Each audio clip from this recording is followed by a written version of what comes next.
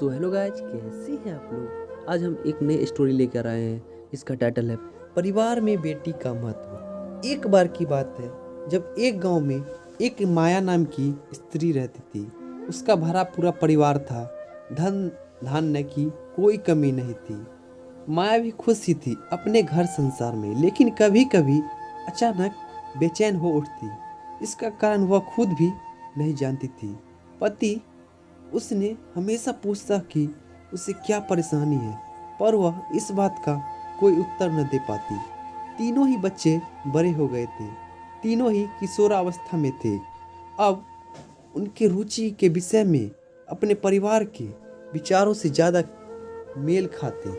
वे ज़्यादातर समय अपने पिता, टीवी और दोस्त के साथ बिताया। माया चाहती थी कि उसके तीनों बेटे उसके साथ कुछ समय बिताएं, पर उसकी रुचियां कुछ अलग थी।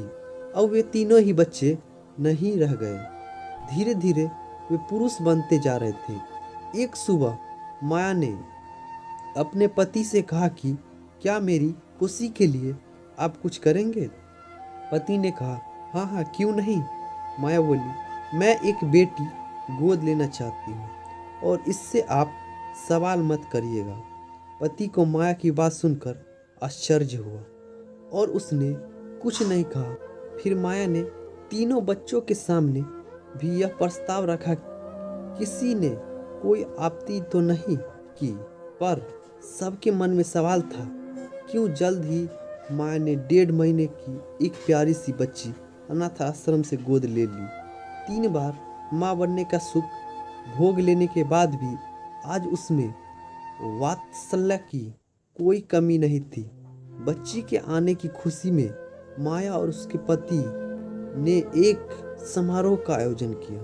सब मेहमानों को संबोधित करते हुए माया बोली, मैं आज अपने परिवार और पूरे समाज के मन में उठे क्यों का जवाब देना चाहती हूँ।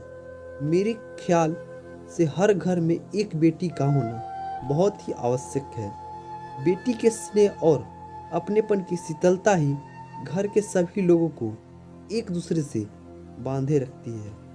3 बेटे होने के बावजूद मैं संतुष्ट नहीं था। मैं स्वयं की परछाई इनमें से किसी में नहीं ढूंढ पाती। बेटी शक्ति सृजन का स्रोत है।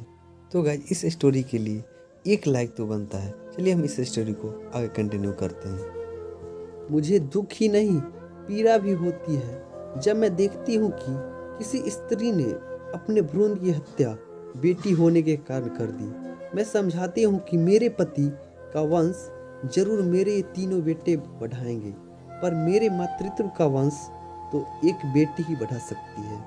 तो आपको ये स्टोरी कैसी लगी कमेंट सेक्शन में अपना राय जरूर दें, और ऐसे ही इंटरेस्टिंग नए वीडियो के लिए हमारे चैनल को सब्सक्राइब करें, लाइक करें। तब के लिए बाय बाय।